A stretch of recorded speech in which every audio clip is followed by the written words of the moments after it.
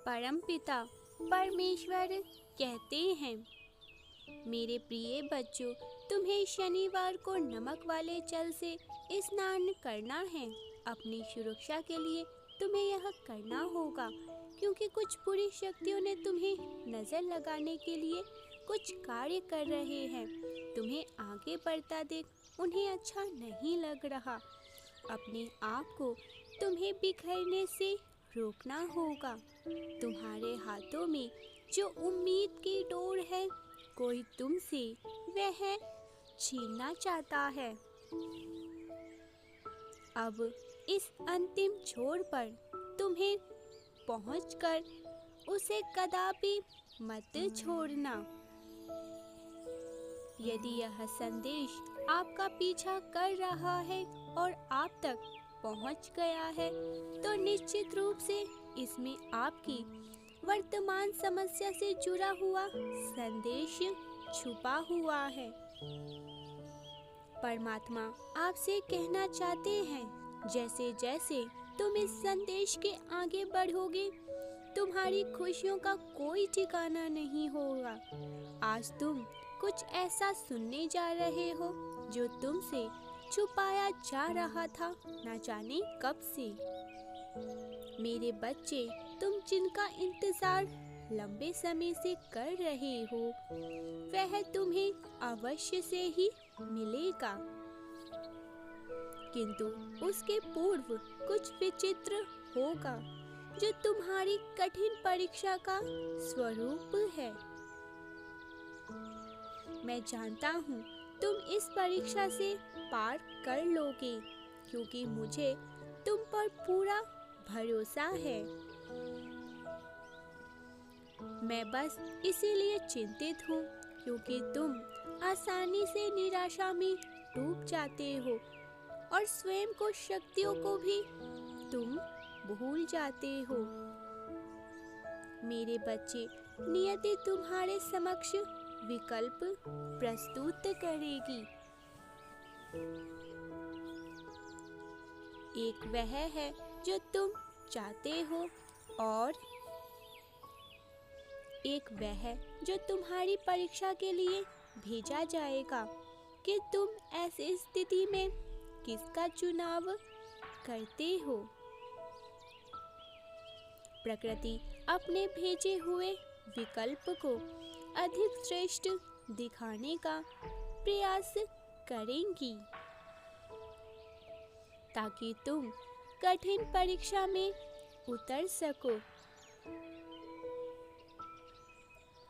मेरे बच्चे, ऐसी स्थिति में तुम्हारा शांत और परमात्मा से जुड़े रहना अत्यंत ही आवश्यक रहेगा, ताकि तुम अपने हृदय की गहराइयों में उतरकर उसी को चुन सको जो सही हो।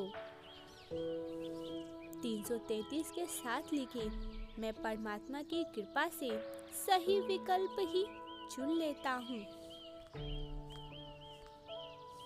111 के साथ लिखे, मैं सही समय पर सही निर्णय ही लेता हूँ। मेरी एक बात सदैव स्मरण रखना, आधुनिक चकाचौंध में कई बार मामूली कंकड़ भी कीमती रत्न दिखाई पड़ता है, और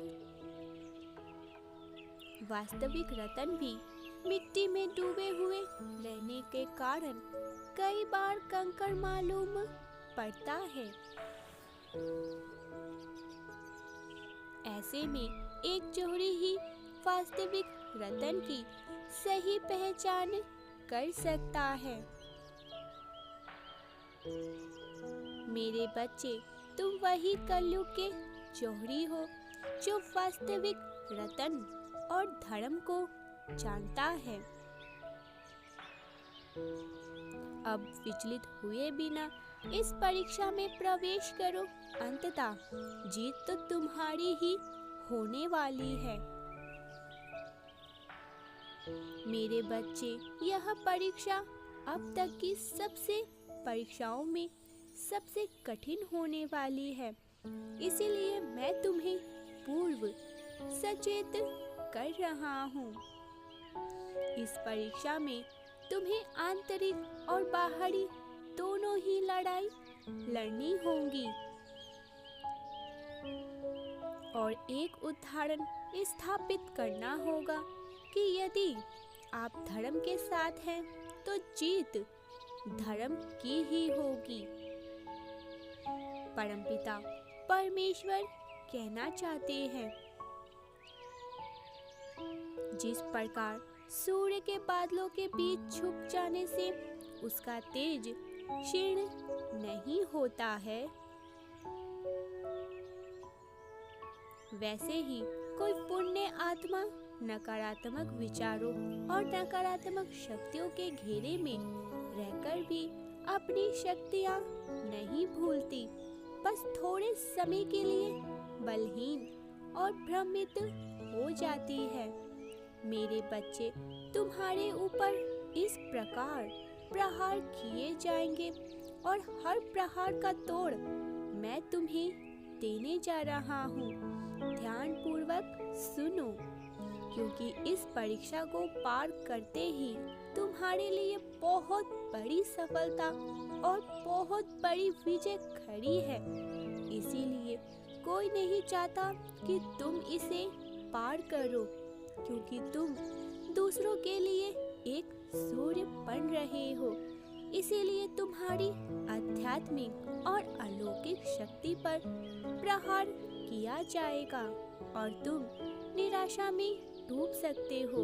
इससे बचने के लिए स्वयं से प्रश्न करो, तुम क्या चाहते हो और लोग क्या चाहते हैं तुमसे। हमेशा देव वही करना चाहिए जिससे हमारा आंतरिक मन प्रसन्न रहता है,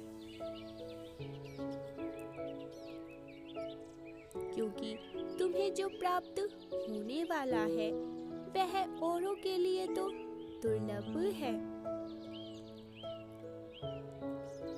परमात्मा का स्मरण कर उन्हें 3 बार धन्यवाद अवश्य लिखें, क्योंकि उन्होंने आपको चुन लिया है।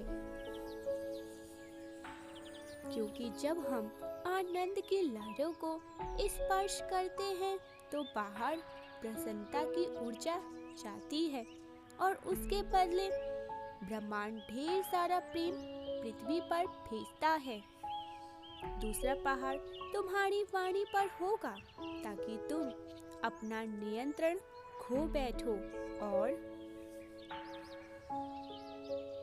अग्नि शक्ति को वाणी पर विराजमान करके ऐसे कटु वचन बोल दो जो अपने तुम्हारी सफलता के लिए बाधक बन जाए।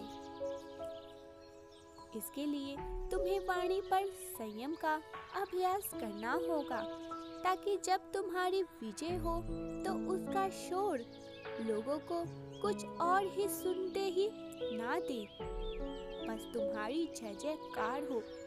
तीसरा प्रहार तुम्हें अकेला कर तुम्हें तोड़ने का होगा। ऐसे स्थिति में याद रखना, किसी भी व्यक्ति के साथ सदैव रहने वाला एकमात्र ईश्वर है, दूसरा कोई नहीं। और वही ईश्वर तुम्हारे पिता बनकर तुम्हारे साथ सदैव है। इसीलिए तुम अकेले हो ही नहीं सकते हो। 0 के साथ लिखे, परमात्मा ही मेरे सच्चे मित्र हैं। 444 के साथ लिखे, परमात्मा ही मेरे सब कुछ है, मैं परमात्मा के क्षण में हूँ। अंतिम प्रहार तुम्हें मोह अग्रस्त करने का होगा और तुम्हारे सामने विकल्प प्रस्तुत किए जाएंगे। ऐसे में तुम्हें अपने दिल की आवाज को सुनना है और वही चयन करना है जो तुम्हारा लक्ष्य था, जिसके लिए तुम चल रहे थे, जिसके लिए तुम त्याग किए हैं, जिसके लिए तुमने कार्य किए हो, और जिससे तुम्हारे प्रमाण से मांगा है।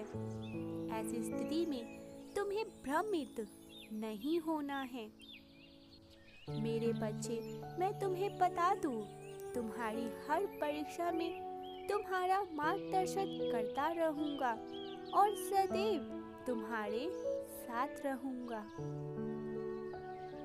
और जिसके साथ मैं होता हूँ, जीत उसी की ही होती है। जीत तुम्हारी ही होगी।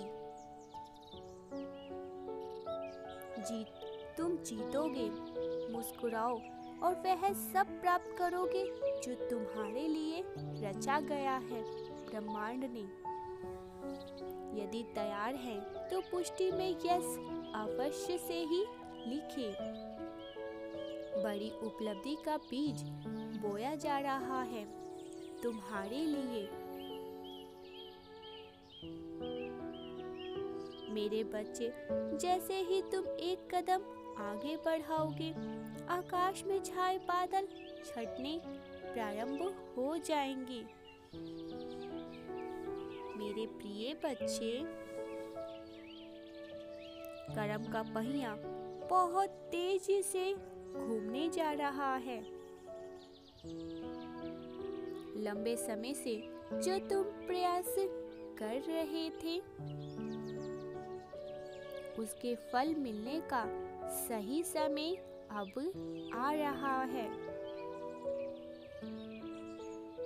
जब कर्म का पहिया व्हील ऑफ फॉर्च्यून घूमने लग जाता है, तब वही होता है असली न्याय। और आने वाला नया वर्ष नया लेकर ही तो आ रहा है बहुत बड़ा न्याय। जिन्होंने अब तक संघर्ष किए हैं, परिश्रम में अपने कार्य किए हैं, उन्हें अपनी सोच से भी अधिक सुंदर फल प्राप्त होगा। 1176 लिखे और कहे, मैं सफलता का योद्धा हूँ। परमात्मा कहते हैं, जिन्होंने बबूल रूपी कांटों के वृक्ष अपने कंधों से बोए थे, उन्हें तो फल के रूप में कांटे ही प्राप्त होंगे। इसमें ईश्वर या प्रकृति का कैसा दोष? जो दिन रात अपनी मेहनत से बंजर भूमि को उपजाऊ बनाने का प्रयास कर रहा है, उसे प्रकृति सुंदर वृक्ष और फल ही तो देगा। और जो व्यक्ति उपजाऊ भूमि के वृक्ष भी काट काट कर प्रकृति का शोषण कर रहा है,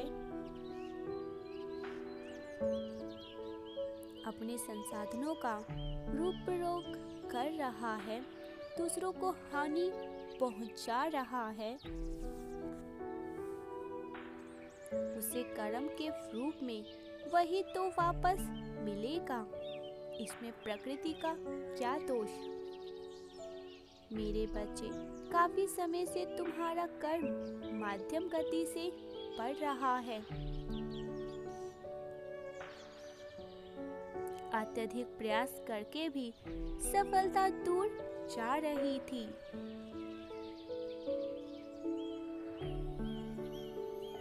किंतु अब एक बहुत बड़ी उपलब्धि की बीज अंकुरित हो चुका है,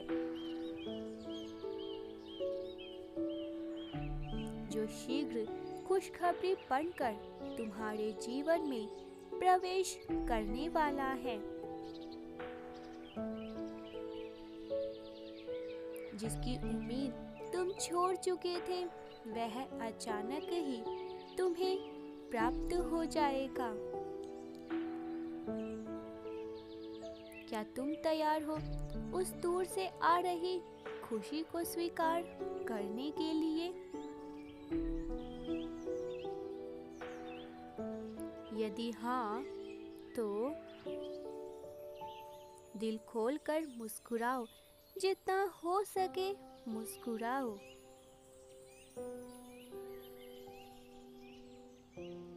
अपने हृदय को प्रेम से भर जाने दो। परमपिता परमेश्वर कहते हैं, मेरे बच्चे, इस संदेश को लाइक करके चैनल को सब्सक्राइब करना और साथ ही साथ आपसे मैं बहुत प्रेम करता हूँ परमात्मा लिखकर मुझे अपनी स्वीकृति प्रदान कर देना। क्या तुम सदैव मुझसे ऐसे ही प्रेम करोगे? क्योंकि मैं सदैव ही तुमसे ऐसे ही प्रेम करता रहूँगा जैसे करता हूँ। मैं सदैव तुम्हारे साथ रहूँगा, तुम्हें कभी अकेला नहीं छोड़ूंगा। 8 हाथ लिखिए और कहे, मैं आपसे बहुत प्रेम करता हूँ परमात्मा। मुझे सदैव आपका साथ चाहिए, मुझे जीवन भर आपका साथ चाहिए, आपका मार्गदर्शन चाहिए। परमपिता परमेश्वर के सच्चे मार्गदर्शन को प्लीज़ चैनल को सब्सक्राइब करके, वीडियो को लाइक करके आप हमें अपना